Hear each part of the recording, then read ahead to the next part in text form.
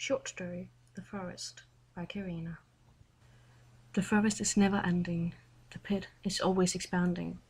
The sides are too steep to climb. The air is heavy with mist. The treetops block out all sun. The ground is moist and heavy. The mist is chokingly thick. It reaches down your throat and pulls out the air.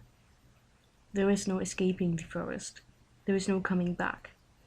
The forest is always there, like a great big blackness you carry with you. At first, you try to get out. You try to climb the sides. You grasp at anything that might hold your weight, that might hold you up. Nothing ever does. Nothing in the forest will hold your weight. Nothing will help you escape. And when you're in the forest is all there is. It presses down on you. It presses in on you. It presses you. After a while, the mist makes you drowsy. You stop resisting. You stop trying. You allow the forest to swallow you whole, because you know fighting is useless. You save your energy, knowing that the mist will slowly suck it out of you. Maybe you can buy yourself some time. You don't know why you would want to, though. You just want to get out of the forest. You just want to escape.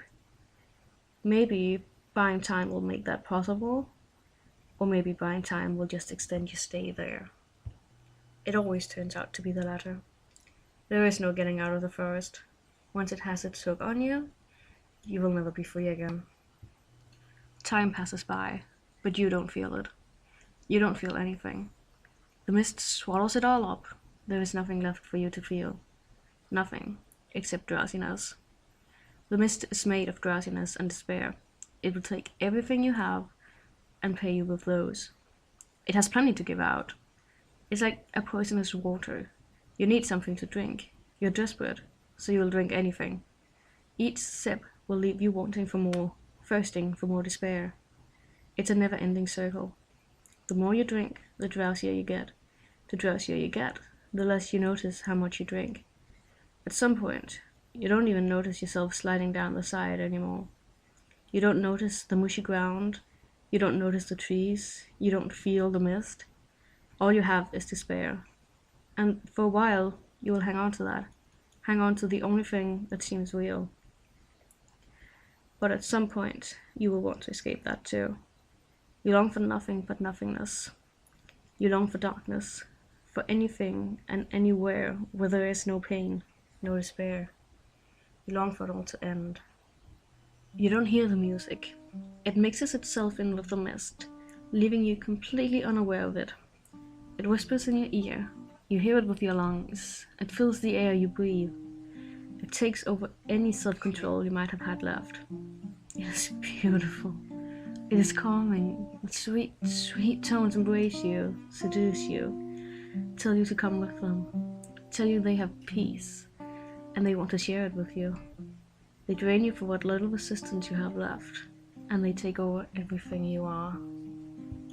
They promise freedom. They promise peace. No happiness and no pain. No joy and no sorrow.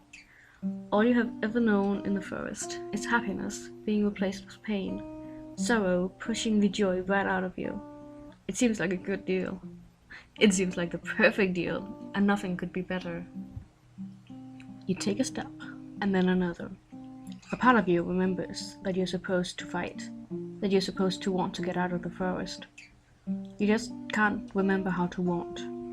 How to want anything but nothing. The forest has swallowed everything you are, and a distant memory of a vague concept called fighting almost looks comical. Why would you fight? You've been promised freedom. You've been promised peace. Why should you fight? Why should you try to remember what fighting means? What it is? You go over the tunes. You listen to the melodies. 'Cause it is all there is. The forest closes in on you, traps you. The mist robs you of everything you are. The music tells you how to get out. You believe it. When I was there, when the forest was swallowing me, when I was nothing, when I had no choice, I realized there was a voice in the forest. I could tell it didn't belong there. I could tell it came from outside the forest. Outside the forest? There was still something outside the forest? The voice was soft and beautiful. and it sounded so pure. I didn't hear it with my ears, I didn't hear it with my lungs. I heard it with my heart. Hold on. That's what it told me. Simply hold on. You don't have to fight. You don't have to remember how to fight. You don't have to take a stand or save yourself. All you've got to do is not fall off, and I will carry you out of here. And I looked around me. The forest floor was slowly disappearing beneath me. The mist no longer clouded my mind, and I could hear the music. It was no longer hidden. I could hear. And I could hear what it was telling me. I could hear the desperation in those tones as the victim flew away on a giant hand. And I smiled. I smiled for the first time in ages. I knew that the hand had been there long before I noticed it.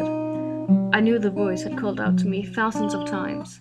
But now I was being lifted out of the mist, and I could finally hear it. It was a slow journey, but all I had to do was allow him to carry me. All I had to do was sit still and not fall off. I got my strength back. My courage came long afterwards, but it came in the end. I even remember what the word fight means. This doesn't mean it's over though. God can take you out of the forest, but He won't take the forest out of you. You will live with it all your life. It might fade a bit, it might not. You will sometimes feel like you are standing on the edge of a pit, the whole forest beneath you, nothing to stop your fall. And you are simply holding on to a branch, trying not to lose your footing. But this time, you will recognize the music playing beneath you. This time, the mist will have a harder time getting you to drink. This time you know all you have to do is hold on. God will save you. You will always be afraid of the forest, but that's okay. Not fearing the forest would be stupid. But if you ever find yourself in or near the forest, you know God will save you. All you have to do is let Him.